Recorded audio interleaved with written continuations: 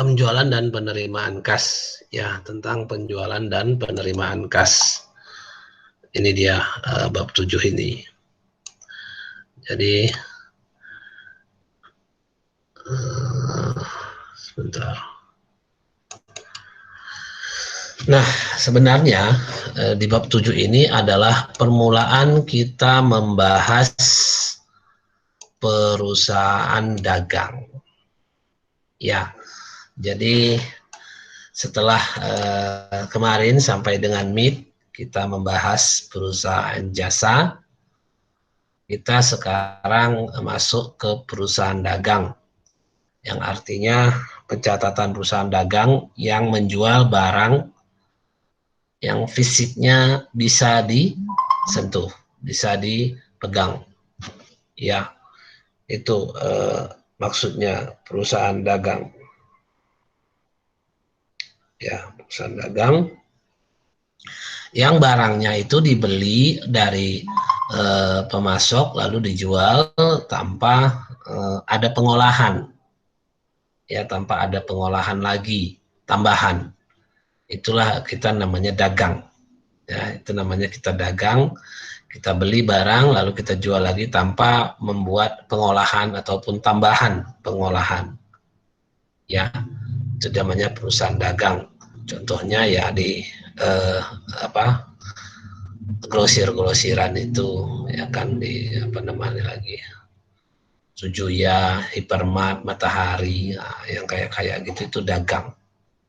Dia jual langsung tanpa mengolah kembali, ya. Nah, itu perusahaan. Nah, jadi kita masuklah ini ke perusahaan dagang. Ciri khas perusahaan dagang pasti, ciri khas perusahaan dagang dibandingkan dengan perusahaan jasa pasti ya ada barangnya, alias ada bendanya yang dijual, barangnya, ada persediaan barang dagangan namanya. Persediaan barang dagangan, merchandise inventory, ya, merchandise inventory, ada persediaan barang dagangan jadinya. Kalau perusahaan industri ada juga persediaannya, ada. Jadi kalau kamu pelajari nanti ada 3 jenis kalau di perusahaan industri manufaktur itu ada 3 jenis persediaannya, yaitu persediaan barang mentah, ya, raw material, persediaan barang dalam proses, work in process, dan persediaan barang jadi, finished goods. Nah, itu kalau perusahaan manufaktur. Nah, ini kita masuk ke perusahaan dagang, dia ada persediaan barang dagangan, pastinya. Dia beli dulu, lalu dia jual. Inilah ciri khas perusahaan dagang berbeda dibandingkan perusahaan jasa. Perusahaan jasa ada juga belanja, Pak, tapi kan nggak untuk dijual kembali, digunakan untuk operasional, misalnya kemarin supplies, ya, supplies, perlengkapan itu memang sepertinya persediaan, tapi dia itu sebenarnya tidak untuk dijual kembali, tapi digunakan untuk operasional, kan gitu. Supplies, apakah itu dalam bentuk salon ataupun dalam bentuk bengkel, kan ada perlengkapan yang kita perlukan, ya, barang habis pakai, kan gitu ya. Nah, itu kondisinya.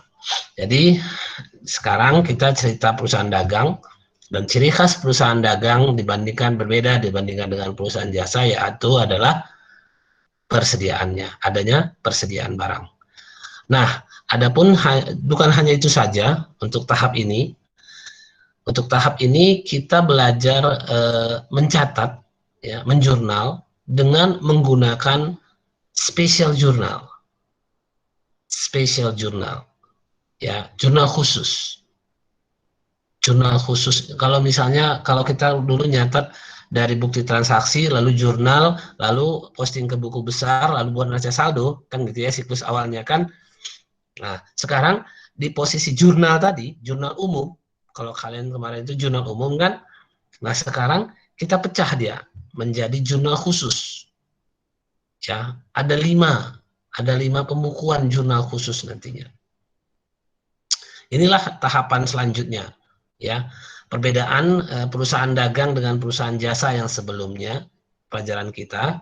Perusahaan jasa itu tidak ada persediaan barang dagangan yang pasti, karena memang tidak ada yang dijual dalam bentuk fisik. Yang walaupun dibeli itu untuk barang habis pakai, untuk diproduksi, untuk membantu produksi atau membantu kerja. Sedangkan ini kita beli barang, perusahaan dagang itu kita beli barang untuk dijual kembali. Itu yang pertama. Dan yang kedua, kita akan menggunakan special journal. Ya, inilah 2 tahap pelajaran yang akan ke depan, yang akan kita pelajari sampai dengan tes 3. Ya, sampai dengan tes 3. Jadi materi sampai dengan tes 3 itu adalah special journal ini. Ya, nanti ujiannya ya ujian tentang special journal inilah dia model soalnya. Untuk tes 3, ya, untuk tes 3. Kalau final test balik lagi ke kemarin. Seperti kemarin, seperti worksheet. Oh iya, apakah di kelas ini atau di kelas lain saya nggak tahu. Kemarin itu ada yang jawab, saya kan minta 5 laporan ya, tapi ada yang jawab cuma 2 aja, 3 aja. Wah, kenapa bisa begitu? Ya, itu jangan sampai kayak gitu. Berapa yang diminta itu yang dikerjakan. Ya, berapa yang diminta laporannya itu yang dikerjakan. Apa yang minta di soal kerjakan. Ya, itu ada yang memang dia selesai, cuman ya selesai cuma 2, ya udahlah, nilainya ya cuma 2. Ya kan, jangan sampai nanti, oh saya kok sedikit sekali, ya kamu ngerjakan berapa, kan gitu ya, itu nanti. Tapi itu tentu saja ada perbaikan nilai kemarin itu kan. Ada perbaikan nilai kelas kalian? Nggak ada ya? Nggak ada tambahan nilai kelas kalian? Nggak kalian kirim kalau nggak salah? Nggak ada yang kalian kirim kan? Ada, Pak. Ada, Pak. Ngirimnya dari email, Pak. Yang soal yang mana? Yang yang pengiriman kilat itu, Iya, Pak. nggak semua yang ngirim itu ya. Nggak semua yang ngirim. Ya itulah mungkin ya bisa jadi ada tambahan nilai tapi nggak dikerjakan, ya udahlah apa adanya aja. Tapi ya tetap saja lumayan yang bagusnya ada juga. Lebih banyak yang bagus lah daripada yang jelek. Baik, nah itu jadi yang pertama tadi kita akan masuk ke perusahaan dagang yang ada materi, ada akun persediaan. Yang kedua kita akan pakai menggunakan special journal. Nah, special journal itu ada 5 buku dia. Ada buku penjualan atau sales journal, ada buku pembelian atau purchase journal, ada buku penerimaan cash receipt journal, ada cash pengeluaran cash disbursement journal, dan ada buku yang tidak mencatat atau mencatat di luar dari transaksi yang 4, pembelian, penjualan, penerimaan kas, pengeluaran kas. Nah, selain daripada itu dimasukkan ke yang namanya buku memorial journal. Memorial journal. Nah, itu nanti kita bahas lebih detail. Ini pengantarnya aja dulu. Ya, baik, itulah. Jadi bisa kamu bayangkan yang kita pelajari itu adalah perusahaan dagang 1 dan yang kedua special journal. Nah, coba kita lihat lagi kegiatan perusahaan dagang di sini biar lebih pas, ya kan? Di sini ada kegiatan perusahaan dagang. Nah, kita di posisi yang ini nih, ya, yang saya warnain. Ini kita di posisi yang tengah ini, ya. Jadi dalam perusahaan dagang kita ini bergerak di perdagangan atau perusahaan dagang. Jadi kita membutuhkan yang namanya pemasok. Ini pemasok nih. Pemasok itu tempat kita belanja, tempat kita beli barang, ya. Bukan dipajak pastinya, karena udah kegiatannya seperti ini. Biasanya kita perusahaan juga pemasok kita. Pemasok bisa namanya juga istilah lain namanya supplier, istilah lain lagi namanya vendor. Nah, itu sama, itu istilah-istilah untuk pemasok. Vendor, supplier, pemasok, itu sama pengertiannya. Ya, jadi tempat kita belanja, tempat kita membeli barang yang mau kita jual kembali. Nah, secara umum tidak dipajak pastinya. Secara umum dia berupa perusahaan-perusahaan juga. Ya, berusaha perusahaan-perusahaan juga yang kita jual kembali barangnya. Nah, pembelian kita kepada pemasok itu ada namanya syarat jual beli. Syarat jual beli, ya kan? Nah, syarat jual beli itu ada beberapa. Jadi gini, kalau sudah perusahaan besar ya, kalau kita ini kan, kalau yang kamu biasa pakai ini atau yang kamu lakukan dalam bertransaksi, saya pun transaksi perusahaan dagang kok Pak. Saya belanja ke kelontong, saya beli ini, lalu saya dapat barangnya, kan begitu ya. Kamu sebagai pelanggan berarti, pelanggan yang di posisi sebelah kanan. Tapi gini, ini kalau udah perusahaan besar, kalau sudah perusahaan besar, yang namanya pembelian itu udah skalanya skala besar. Skala besar dalam arti kata skala besar. Bisa saja fisiknya besar, bisa saja kuantitasnya pun besar. Ya, kuantitasnya pun besar. Nggak hitungan 100-200 ribu ya. Ini udah hitungan miliar misalnya. Atau piece-nya udah ribuan misalnya. Kita beli barang 100 karton atau 1000 karton. Nah, begitu-begitu. Ya kan kita tahu ke toko kelontong misalnya. Kalau kalian pernah contohnya yang paling dekat karena saya pun pernah bekerja di situ ke Lotte Mart misalnya. Pernah tahu Lotte Mart? Lotte Mart atau yang di Jalan Medan Binjai itu. Besar dia. Itu model-model supermarket, tapi dia sebenarnya bukan supermarket, dia hipermarket gitu ya. Jadi besar. Jadi belanjanya pun orang skala besar di situ. Skala banyak ya, enggak skala kecil. Ada yang pernah ke Lotte Mart?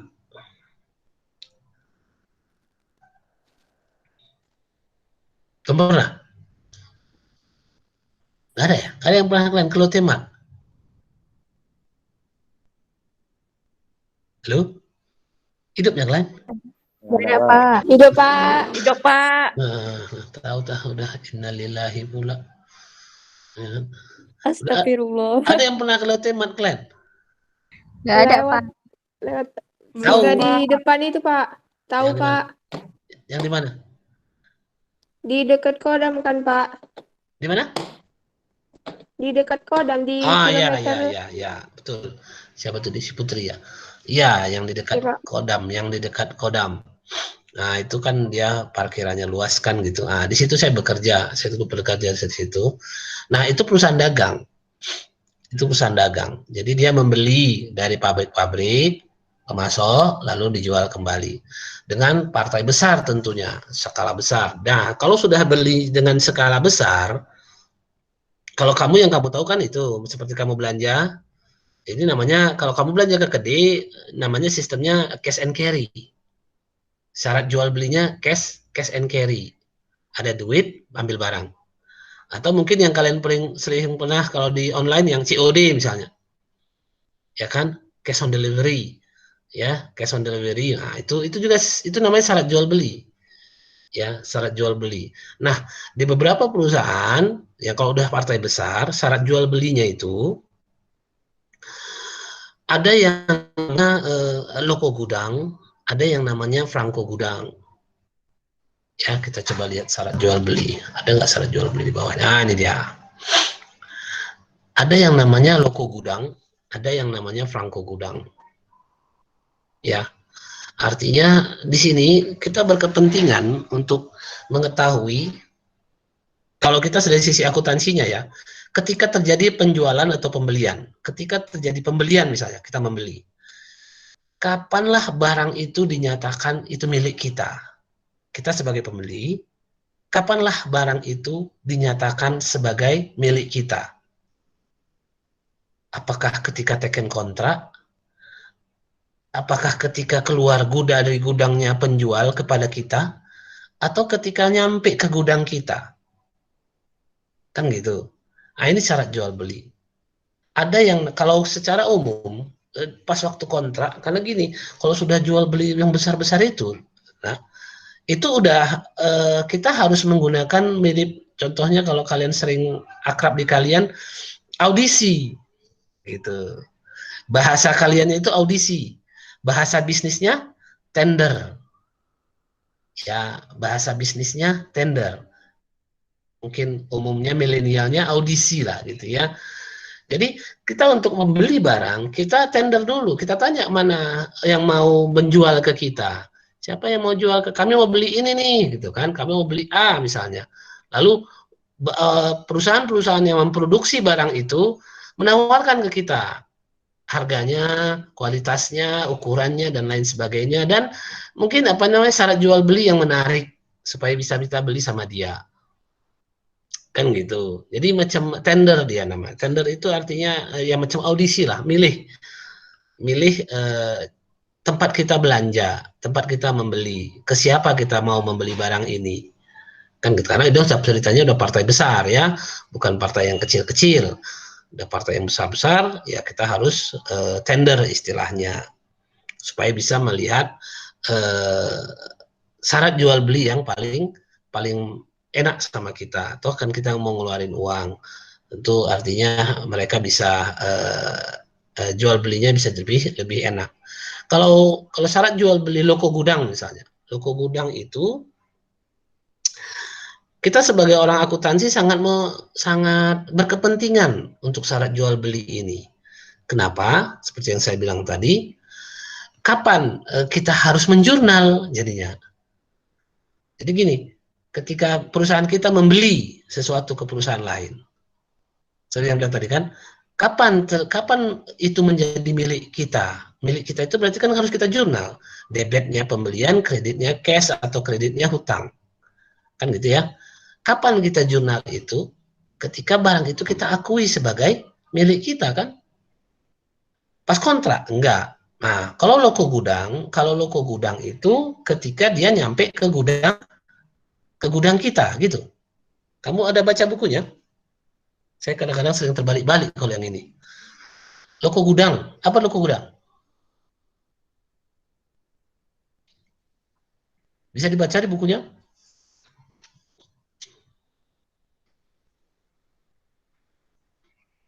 Ya, mana nih? Apa pengertian loko gudang? Pada syarat jual beli ini, pembeli menanggung biaya pengiriman barang dari gudang penjual ke gudang sendiri. Pembeli menanggung biaya pengiriman barang dari gudang penjual ke gudang sendiri. Oke, baik. Berarti pembelian barang itu menjadi milik kita ketika keluar dari gudang penjual. Kita posisinya pembeli nih. Kita posisinya pembeli tadi kan. Ketika kita membeli barang, kapan barang itu harus kita jurnal? Ketika kapan? Karena kan sudah ceritanya ini sudah cerita tender, cerita apa, kontrak.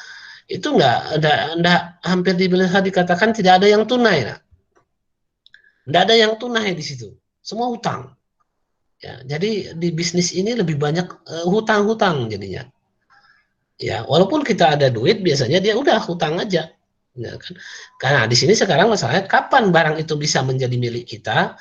Untuk loko gudang, ketika kita membeli ke perusahaan A, lalu keluar dari gudangnya si A, keluar dari gudangnya si penjual kepada kita sebagai pembeli, barulah kita boleh jurnal. Ya, barulah kita bisa jurnal. Tanggal ketika keluar dari gudangnya si A, gudangnya si penjual, barulah kita boleh jurnal. Franko gudang, kebalikannya. Begitu nyampe ke gudang kita, baru boleh kita jurnal. Masuk dia ke gudang kita, tanda terima sudah diteken, baru kita boleh jurnal. Makanya kalau kamu perhatikan ada beberapa tempat ya untuk orang-orang akuntansi yang kamu kenal mungkin kalau pernah ke kantornya, di mejanya itu banyak kertas-kertas. Kenapa kok nggak langsung disimpan aja ini Pak, misalnya gitu ya. Karena ada yang harus proses nunggu. Contoh kalau dia franko gudang, barang sudah keluar dari gudang sana, tapi belum nyampe ke gudang kita. Apa boleh kita jurnal? Enggak. Jadi bukti-bukti transaksi, kontrak dan lain sebagainya harus di meja dulu. Kita nunggu bukti terima barang di gudang kita, baru boleh kita jurnal. Nah itu dia momen itu yang berkaitan dengan orang akuntansi. Ya, syarat jual beli ini yang berkaitan dengan orang akuntansi. Ya, kapan kita mulai menjurnal? Ketika barang sudah nyampe ke gudang kita. Itu kalau kesepakatannya syarat jual belinya franko gudang. Kalau syarat loko gudang ketika dia keluar dari gudang si penjual, itu sudah barang milik kita. Nah, itu pengertiannya. Kita boleh jurnal di sana. Begitu dia ada surat jalan dari sana tanggal berapa, nah itu Kan bisa aja kita telepon, udah keluar dari sana, udah tolong keluarkanlah, kirimkanlah surat jalan supirnya, keluar tanggal berapa. Nah, itulah baru kita jurnal pembelian di debit, kreditnya hutang dagang. Ya, pembelian di debit, kreditnya hutang dagang. Nah, itulah kaitannya kepada kita sebagai orang akuntansi. Ya, itu loko gudang dan franko gudang. Kalau free on board ini terkait dengan jual beli antar negara, antar pelabuhan. Prinsipnya sama dengan loko gudang. Free on board ini maksudnya titik awalnya itu di pelabuhan atau di bandara. Free on board ada dua jenis, free on board shipping point sama free on board destination. Ya, ada free on board shipping point, ada free on board destination. Nah, kalau free on board shipping point, nah, kalau kita belanja dari mana misalnya? Dari luar negeri. Belanja dari Belanda lah kita belanja. Belanda produksi apa biasanya? Apa yang kita beli dari Belanda biasanya? Tahu? Apalah barang di rumah kamu yang produksi Belanda?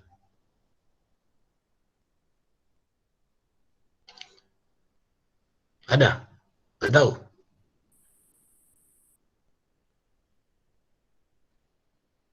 Nggak kepikir? Kalau yang tahu bola itu, apa? Nggak ada? Nggak ada, Pak. Apa? Nggak pernah ke Belanda, Pak. Ya enggak lah.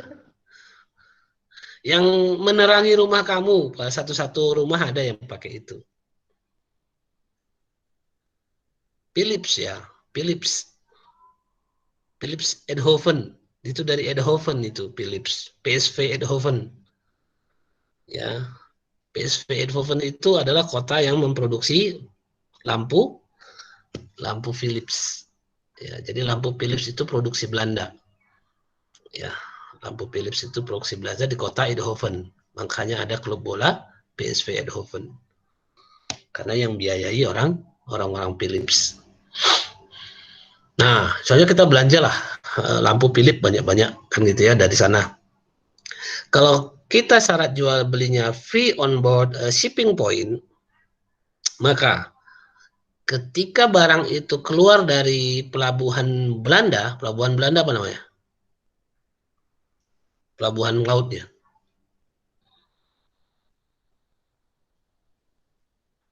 Tahu?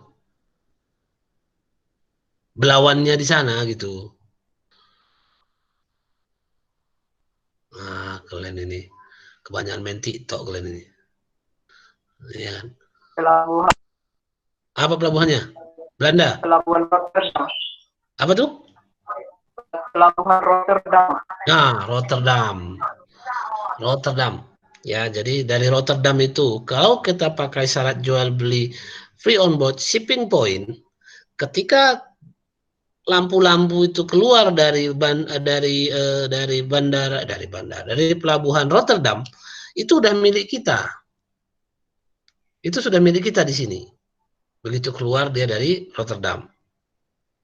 Ya, kalau dia pelabuhannya, kalau bandaranya kita pakai bandara. Nah, bandaranya Belanda apa?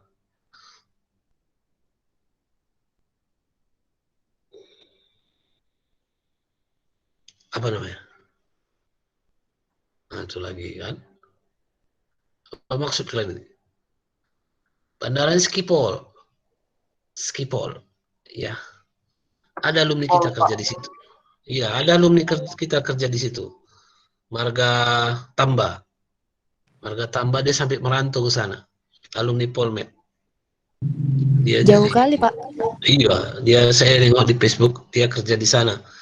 Ya, Jimmy Tamba namanya, anak D3 perbankan. Dia bisa ke sana, ya. Makanya rezeki nggak tahu kemana. Ya kalian tinggal istilahnya belajar aja lah bagus-bagus. Kalaupun misalnya saya pun dapat, saya kepingin juga ke New Zealand ini. New Zealand bagus ini. Orangnya masih dikit ya kan. Jadi kita ke sana.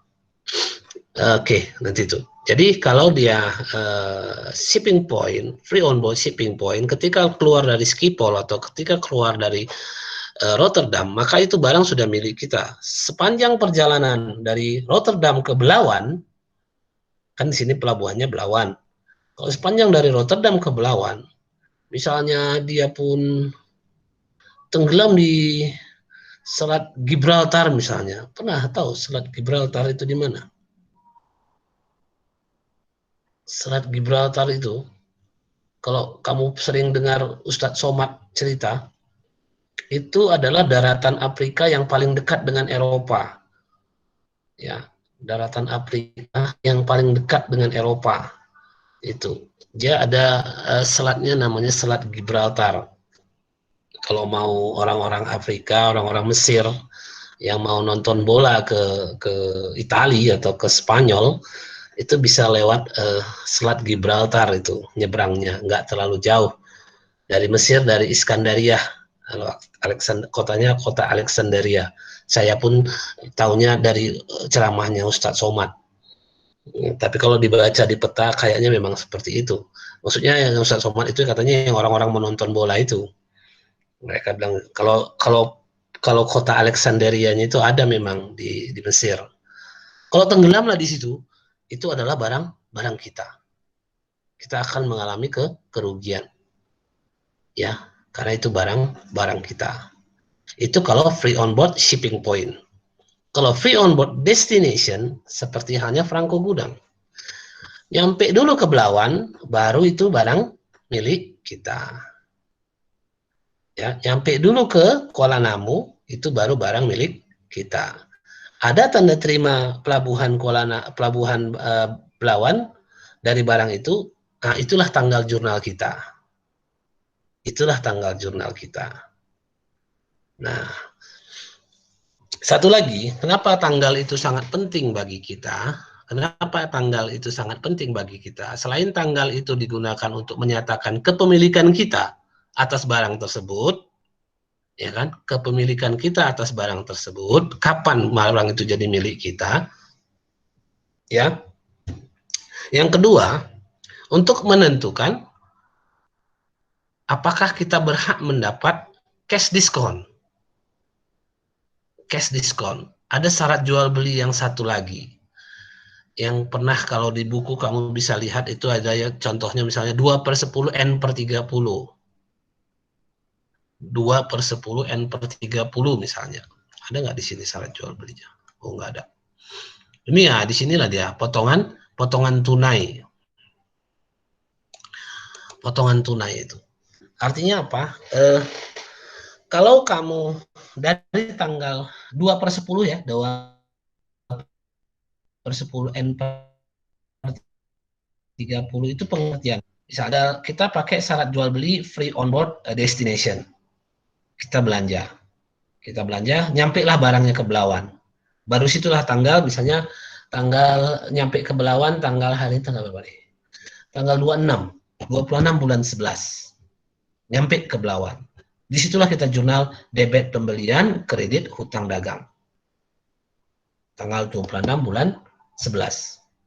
Nah, kalau di situ ada kata-kata atau ada syarat jual beli 2/10 N/30, 2/10 N/30, duanya itu maksudnya 2%.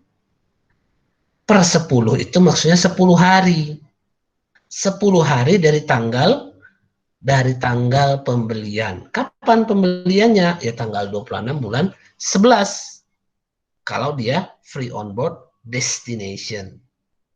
Kalau dia free on board destination, nyampe di Belawan tanggal 26 bulan 11, itulah kita jurnal. Nah, disitulah mulai perhitungan, kalau 10 hari dari tanggal 26 kita mau bayar, kita bayar ke Belanda, maka kita akan mendapatkan cashback atau diskon. Diskon sebesar 2%. 2/10. Kalau di buku kamu bisa lihat ya, 2/10 itu. N/30 itu maksudnya batas waktu pembayaran kita 30 hari. Alias sebulan dari tanggal 26. Dari tanggal 26, 10 harinya Kemarin udah saya ajarin kan ngitungnya kan. Kalau sudah ngitung hari, nah, kamu harus belajar sama Kris Dayanti sebenarnya. Ya, dia paling bagus dia menghitung hari. Ya kan? Detik demi detik dia ngitung. Pernah dengar kamu? Dia nyanyi itu? Hah? Gak pernah? Enggak, Pak. Iya, nggak tahu. Tengoklah albumnya Kris Dayanti. Ada. Menghitung hari judul lagunya. Dia pandai itu. Ya kan? Menghitung hari berarti. Tapi tak apa. Jadi kalau menghitung hari itu, kalau kamu mau sebutkan tanggal awalnya, jangan sebutkan tanggal akhirnya. Kalau kamu sebutkan tanggal akhirnya, jangan sebutkan tanggal awalnya. Kan gitu. Kalau mau tanggal 26 misalnya, 10 hari dari tanggal 26, kamu mau sebutkan tanggal 26-nya? Boleh. 26, 27, 28, 29, 30, 31, 31 hari ada ya? Oh, nggak ada satu ya? Satu hari, tanggal 1 ya? 26, 29, 26, 27, 28, 29, 30, 1, 2, 3, 4, 5. Berarti tanggal 5 Desember. Batas, bukan batas pembayaran kita, cuman batas kita mendapatkan potongan tunai atau cash diskon. Ini potongan tunai. Ya. Jadi itu. Kalau setelah tanggal 5 tadi, kamu harus bayar dengan nilai sesuai faktur. Ya. Kamu harus bayar nilai sesuai faktur. Ya, itu pengertiannya syarat jual beli. Jadi syarat jual beli ini ada di kontrak ya. Makanya kamu nanti kalau belajar kontrak jual beli di pelajaran aspek hukum dalam bisnis atau hukum bisnis, itu kamu gali itu pengetahuan sama dosennya bagaimana membuat kontrak bisnis, kontrak penjualan, kontrak pembelian, kontrak sewa. Itu kamu pelajari bahasa-bahasa. Karena bahasa hukum ini agak beda dikit. Ya, bahasa hukum agak beda. Tapi kita hukum dengan ekonomi, hukum dengan akuntansi, ekonomi ya, hukum dengan ekonomi itu kayaknya udah dekat sekali kita. Ya, karena kalau berekonomi harus ada hukumnya. Kan gitu ya. Karena kalau berekonomi kita harus ada hukum-hukumnya. Kan muamalah amaliyahnya. Muamalah maliyah, bukan muamalah amaliyah, muamalah maliyah, mal hartanya. Ya kan? Muamalahnya itu ekonominya, aturannya, maliyahnya hartanya. Di syariah pun begitu aja pembelajarannya, ada muamalah maliyah. Baik, selanjutnya apakah kita mendapatkan potongan pembelian atau potongan penjualan? Kalau kita dari sisi kita sebagai penjual pun demikian sebaliknya. Ya, pun sebaiknya demikian. Kita menjual barang dengan partai besar, lalu kita mendapatkan potongan penjualan atau memberikan potongan penjualan. Itu dia. Jadi di sini bedakan potongan penjualan atau potongan perdagangan, trade diskon sama cash diskon atau sales diskon, potongan tunai ya. Cash diskon dengan potongan perdagangan, trade diskon. Ini ada bedanya. Ya, ada bedanya. Kalau potongan tunai tadi itu terkait dengan syarat jual beli yang 2/10 N/30 itu contohnya. Ya. Kalau yang potongan tunai ini terkait dengan 2/10 syarat jual beli 2/10 N/30. Kalau potongan perdagangan itu biasanya potongan dari harga faktur. Dari harga faktur. Kamu kan biasanya kalau beli barang terus di fakturnya ada diskon katanya kan. Nah, itu dia trade diskon itu. Jenisnya jenis trade diskon. Kalau ini potongan tunai tadi yang maksud saya yang di 2/10 N/30 itu potongan tunai ketika misalnya kita membayar atau menerima pembayaran. Kalau kita menjual kita menerima pembayaran, kalau kita membeli kita membayar. Ya, ini untuk syarat jual beli. Jadi memang kalau di perusahaan itu yang namanya pembelian, yang namanya penjualan itu adalah aktivitas-aktivitas yang sangat menjadi acuan atau pokok ya, pokok ya, namanya aja jualan ya, harusnya. Biasanya kalau udah sales, namanya salesman atau marketing, banyak mungkin kalian menganggap marketing itu nggak enak lah gitu ya, jelek gitu ya, ataupun capek atau apa. Sebenarnya marketing intinya kita ini semua jualannya ya, intinya kita ini jualan. Saya pun jualan, ya kita jualan ya. Apa yang bisa kita lakukan itu yang kita jual. Berarti kita sebenarnya marketer semua. Kalau kamu bayangkan ada salesman itu yang jalan-jalan pakai dasi, bawa koper di jalan, itu kayak baju hitam, pakai baju putih hitam, ya kan, celana hitam, pakai baju putih, tangan panjang, pakai dasi, ya kan. Seperti itu sales, ya. Dan saya pun pernah melakukan itu, ya. Saya pun pernah seperti itu, ya kan, door to door, door to door. Kita datangi, kita jualan. Dulu saya menawarkan kartu apa itu? Kartu lotemat, kartu makro itu. Kartu belanja. Jadi saya ditugaskan untuk mengedarkannya. Kan gitu bagi yang mau. Ya asik lah. Jumpa sama macam-macam orang. Ya. Kalau kembali ke sini ke syarat jual beli, cost, freight, and insurance itu arti syarat jual beli apakah harganya itu termasuk asuransi atau tidak, kan gitu ya, termasuk asuransi atau tidak. Nah itu kalau memang syaratnya masuk asuransi, ya asuransi. Jadi ketika yang saya bilang tadi, ketika belanja kita dari Belanda barang pakai free on board shipping point, tentu ketika ada masalah di antara Rotterdam ke Belawan, kalau diasuransikan maka akan diganti oleh perusahaan asuransi. Itu aja sebenarnya syarat jual belinya. Ya biasanya asuransinya ini mahal-mahal juga ini. Pernah kalau ngirim mobil misalnya dari luar daerah aja, itu ongkosnya pun besar. Ya. Baik, ini syarat jual. Kalau ada yang mau ditanyakan bisa langsung saja ya, karena ini kita teorinya dulu nih. Baik, nah kita masuk ke yang saya bilang tadi, buku harian khusus dan buku tambahan. Ya, buku harian khusus. Buku harian khusus itu ada 4 dan 5 tentunya. Ya, 5 sebenarnya. Ya, ini buku penjualan, buku penerimaan kas, buku pembelian, buku pengeluaran kas, dan memorial jurnal. Memorial itu yang di luar dari ini.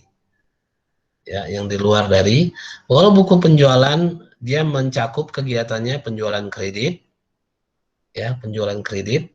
Nah ini makanya dari awal sudah saya ingatkan ke kalian, agak kalau mahasiswa pertama-tamanya ini agak galau antara buku penjualan, sales journal sama buku besar penjualan.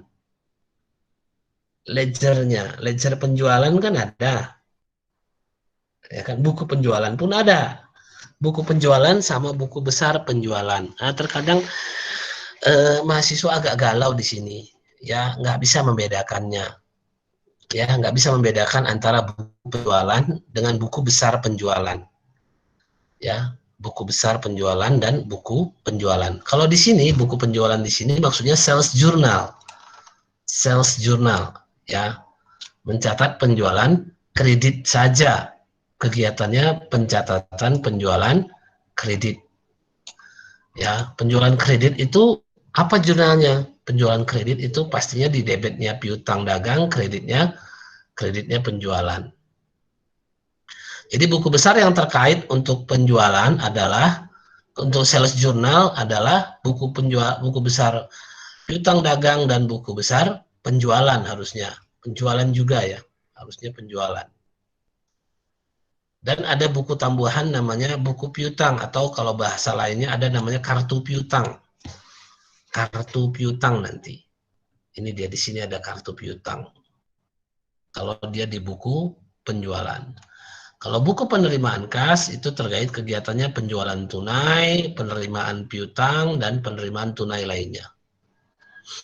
Kan gitu. Buku pembelian itu pembelian barang dagangan secara kredit. Maka terkait utang dagang dan pembelian. Akan muncul buku hutang di sini. Akan muncul buku hutang. Nanti kita lihat formatnya. Di sini ada buku pengeluaran kas terkait dengan pembelian barang secara tunai dan pembelian tunai lainnya. Juga pembayaran utang. Ada 3 transaksi di sini atau 3 kegiatan. Ya, ini untuk buku harian khusus atau buku tambahan. Ya, ini dia, nanti kita akan pakai. Kalau cakap-cakap aja memang nggak ngerti, tapi nanti langsung ke formatnya lebih enak.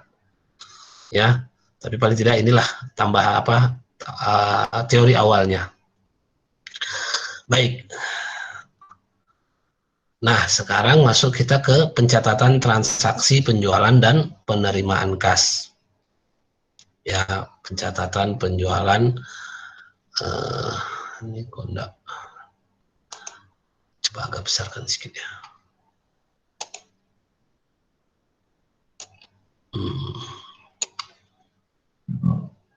Baik.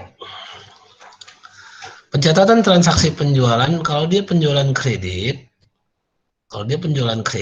ya, penjualan nggak tunai maksudnya ya, itu adalah dengan menggunakan faktur dan buku penjualan.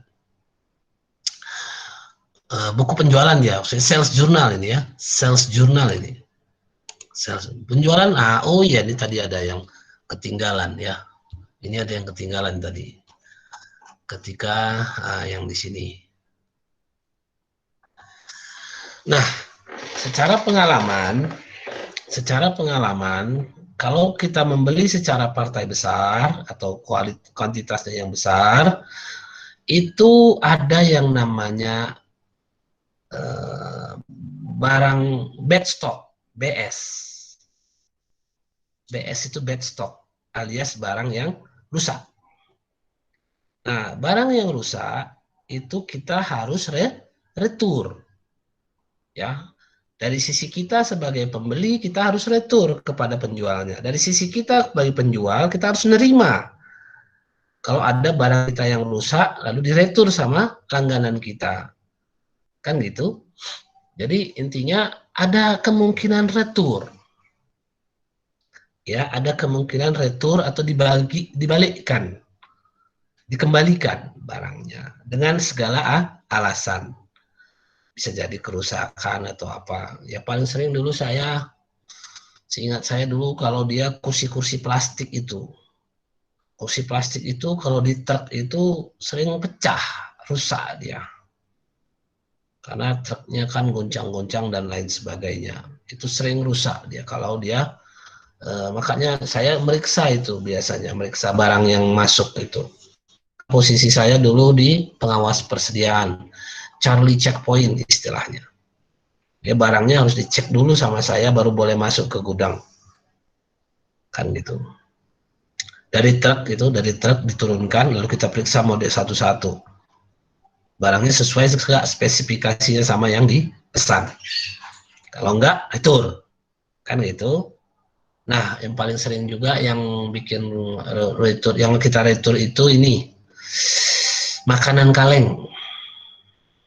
Ya, makanan kaleng itu kalau sudah peot, kalau sudah rusak dia, peot dia gitu, nah itu harus kita balikkan. Jadi sini pun bagi kalian sebagai tambahan informasi juga, yang namanya makanan kaleng itu tidak boleh peot kalengnya. Karena gini, kaleng itu kan makanan kaleng itu kan sudah diisi dengan format atau bentuk seperti itu dan tekanan udara di dalamnya pun sudah jelas kan gitu. Begitu udah peot, tekanan udaranya berubah dan bisa menimbulkan keracunan. Ketika tekanan berubah, dia akan berubah struktur udara di dalamnya sehingga bisa menimbulkan keracunan. Jadi jangan coba-coba kalian beli makanan kaleng yang kalengnya peot. Memang murah dibikinnya, tapi berbahaya. Resikonya tinggi. Bisa keracunan. Ya, bisa keracunan.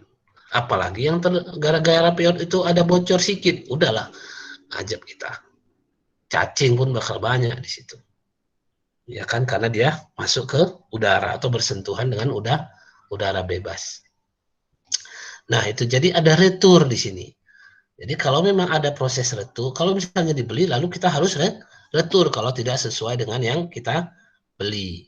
Maka dia akan mengurangi hutang kita.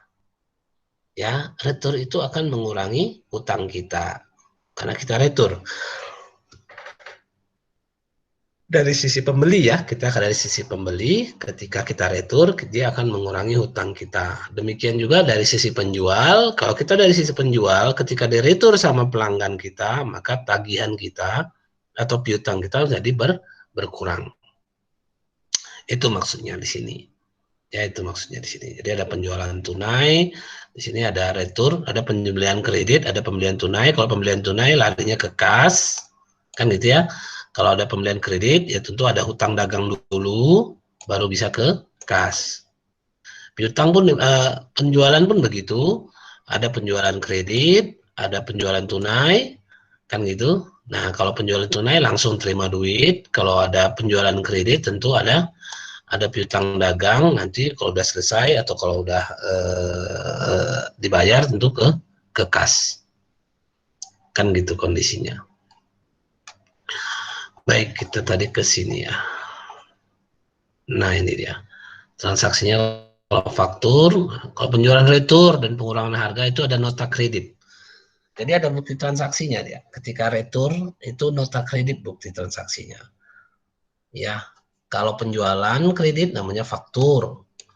Kalau retur nota kredit.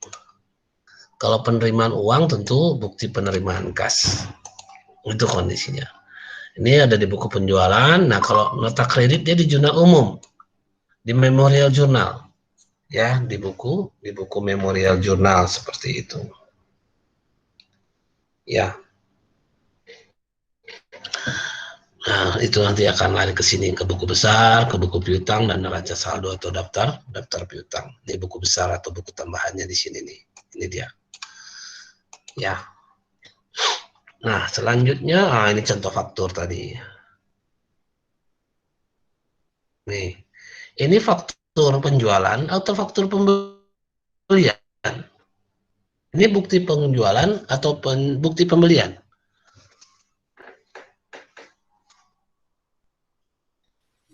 Penjualan, Pak. Coba. Ini bukti? Ini bukti penjualan atau bukti pembelian? Jualan. Ini bukti penjualan katanya. Penjualan. Pembelian katanya. Pembelian, Pak. Ada yang bilang penjualan. Kira-kira yang mana nih? Tahu kuncinya apa? Kuncinya kamu duduk di mana? Kan gitu. Kamu posisimu di mana? Sebelum kamu bilang ini bukti penjualan atau ini bukti pembelian, sekarang kamu duduk di mana? Posisimu di mana?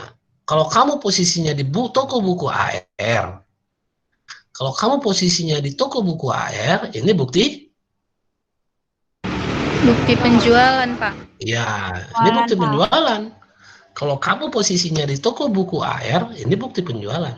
Kalau kamu posisinya di toko buku Pelita Jaya, ini bukti pembelian. Kan gitu.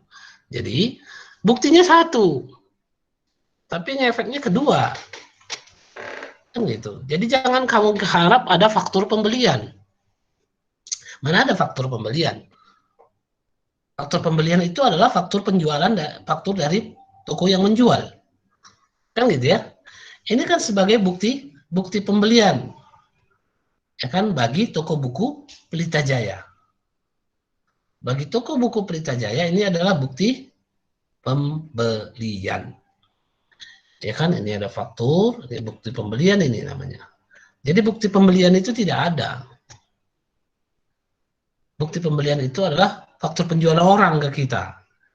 Kan gitu ya.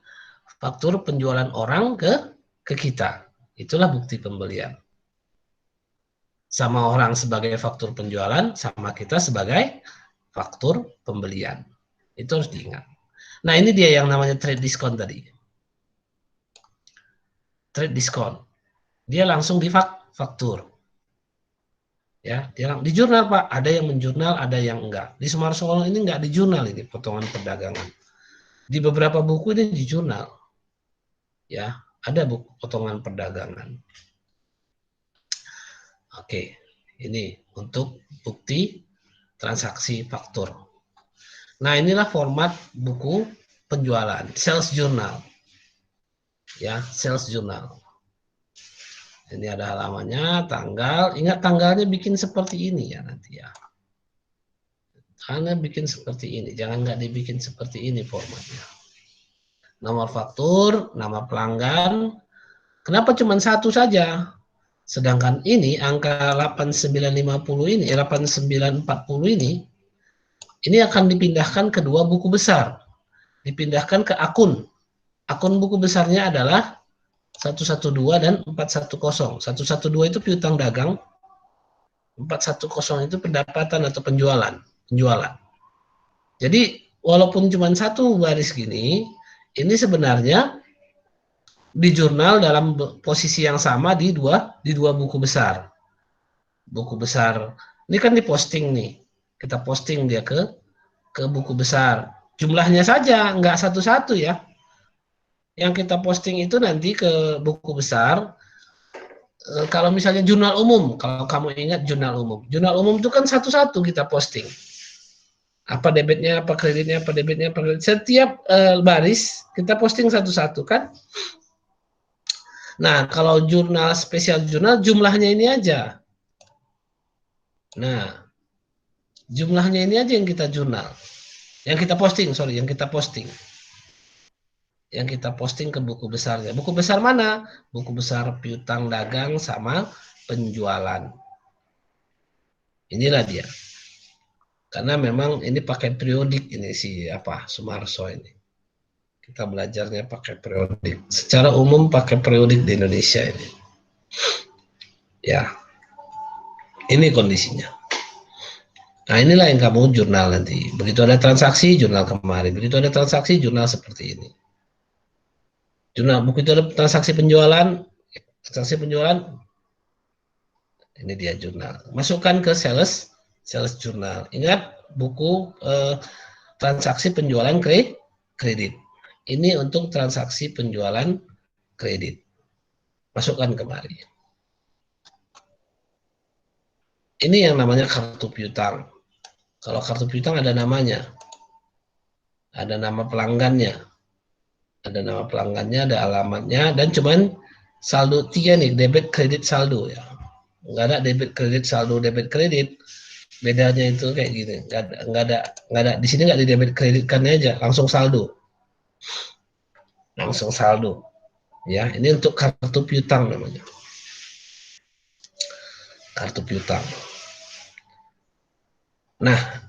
Nah inilah cara mencatatnya. Hubungan buku penjualan, sales journal, buku besar, ledger, dan kartu piutang. Kartu piutang itu. Buku piutang atau kartu piutang. Kan gitu. Ya. Jadi ketika kita menjurnal di buku penjualan Toko Dewi 10.000. Ketika kita mencatat Toko Dewi 10.000, maka kita harus masuk ke kartu piutang Toko Dewi dan mendebitkan 10.000. Toko Merak 15.000, maka kita langsung ke kartu piutang Toko Merak, lalu kita debitkan 15.000. Toko Maju 25.000, kita buka kartu piutang Toko Maju, lalu kita teruskan di debit 25.000. Setelah selesai semua, maka piutang totalnya 50.000, kan itu. 50.000 ini kita debitkan ke buku piutang dagang, lalu kita kreditkan ke buku penjualan. Nah, ini dia siklusnya, ini caranya. Ini cara pencatat tekniknya. Tekniknya itu seperti ini. Ya, teknik mencatatnya itu seperti ini. Jadi kartu piutang ini per satu-satu, Pak. Iya, per satu-satu. Begitu selesai transaksi Toko Dewi, langsung masuk ke kartu piutang Toko Dewi. Tapi begitu di akhir, dia langsung diapakan aja dulu totalnya aja didebitkan. Ya, ini kondisinya. Ya, ini untuk hubungan buku penjualan dan buku besar serta buku piutang. Nah, ini adalah contoh ataupun format buku penerimaan kas. Kan ke kalian, untuk masa proses pembelajaran ini, kamu ikut contoh format yang di buku Sumarsoni aja dulu. Ya, nggak usah pakai format yang lain dulu. Contohlah ke format buku Sumarso ini aja. Ya. Nah, ini buku penerimaan kas. Ada tanggal, nomor bukti, keterangan, ref, debitnya kas dan potongan penjualan atau sales diskon, kreditnya serba-serbi, penjualan dan piutang dagang. Ini dia formatnya. Kalau di buku kita halaman berapa ini?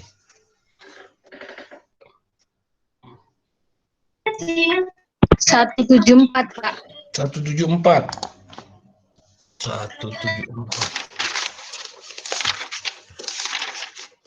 Wah, ya, seperti ini. 174. Ya, pas seperti ini dia. Ya.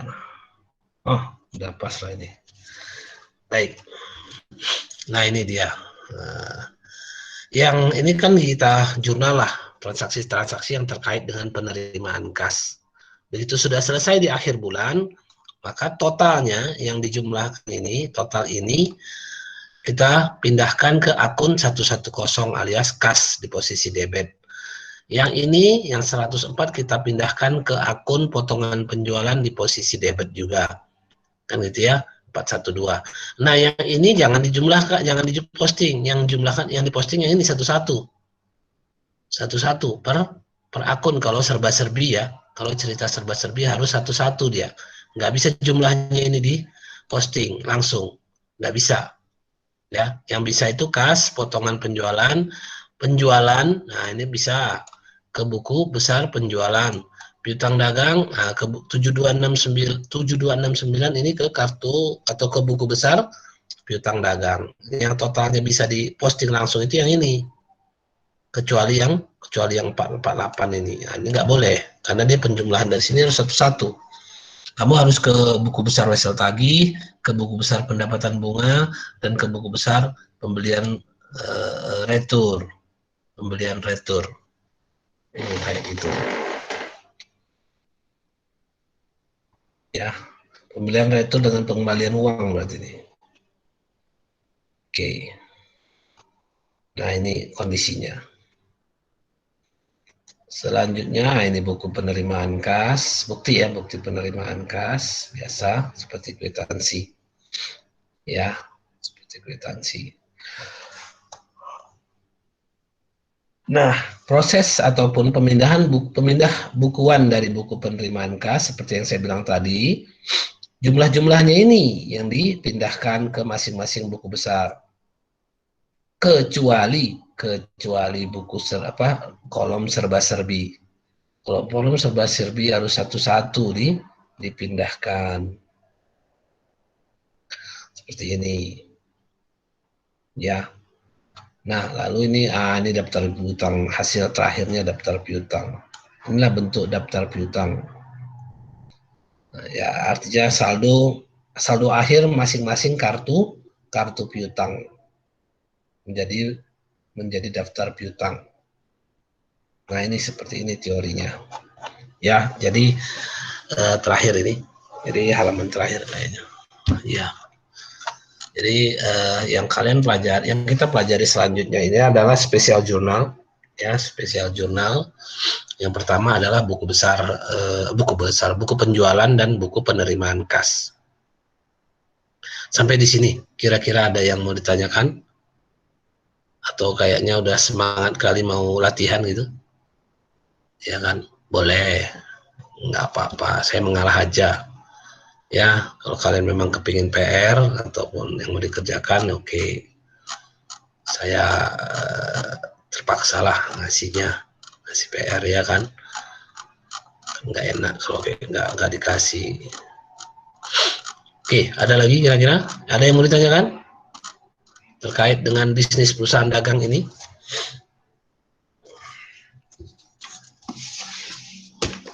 Kalau tidak ada, Berarti sudah paham semua? Berarti kita lihat dulu soalnya. Soal yang mana yang mau dikerjakan?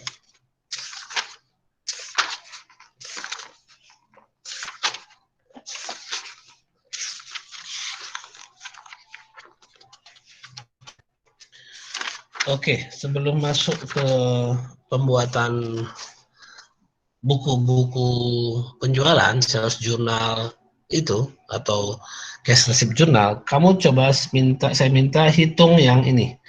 Hitungannya dulu. Ya, hitungannya itu coba kamu lihat di latihan 72 dan 73 halaman 187. Ya. 72 dan 73 di halaman 187. 187 itu kamu diminta untuk membuat, nah itu kan yang 72 untuk setiap penjualan kredit di bawah ini hitunglah jumlah yang dicatat sebagai penjualan dan jumlah yang diterima dari penagihan piutang.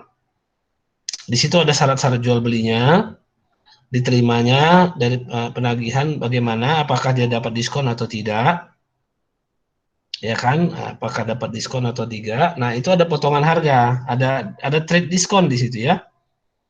Ada trade diskon di situ. Coba dihitung, ada 1, 2, 3, ada 4 transaksi di situ. Ada 4 transaksi, silahkan diperhitungkan, dibuat, dicari jumlah yang dicatat sebagai penjualan berapa. Itu dulu. Yang kedua, jumlah yang diterima dari penagihan piutang. Uang yang diterima. Apakah dia dapat diskon atau tidak? Apakah dia dapat diskon penjualan? Setelah dia dapat diskon pembelian, diskon, trade diskon dan sales diskon. Itu kamu bisa lihat. Yang 73 juga ditanya itu kan, jumlah potongan tunainya berapa, jumlah uang yang diterima dari penagihan, yang diterima dalam jangka waktu potongan, atau jumlah yang diterima apabila pembayaran di luar masa potongan. Coba dilihat di situ. Ada returnya tuh, ada returnya. Jadi kamu bisa perhitungkan. Ya, 72 dan 73 saja. Nggak usah banyak-banyak. Cocok? Paham? Halo? Ya, mana nih semua? Paham, Pak. Ya. Ya, saya kira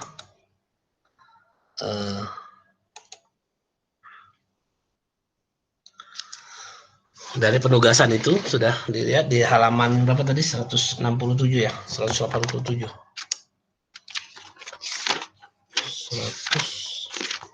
187 ya, di halaman 187 ini. Nanti kerjakan, kirimkan ke email saya ya. Kapan kita masuk? Selasa, Pak. Selasa. Oke, Selasa ya, Selasa pagi dikirim ke saya. Sebelum Selasa lah, sebelum Selasa kirim ke email saya ya, seperti biasa, dituliskan di buku, difoto, kirimkan ke email saya. Oke, ada yang mau ditanyakan?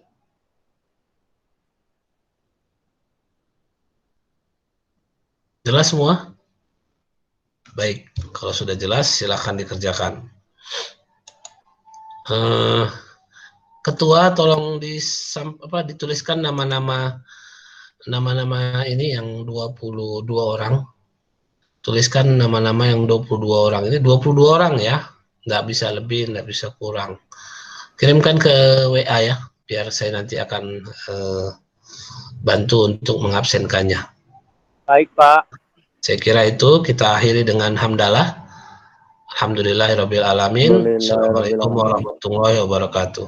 Waalaikumsalam warahmatullahi wabarakatuh. Oke.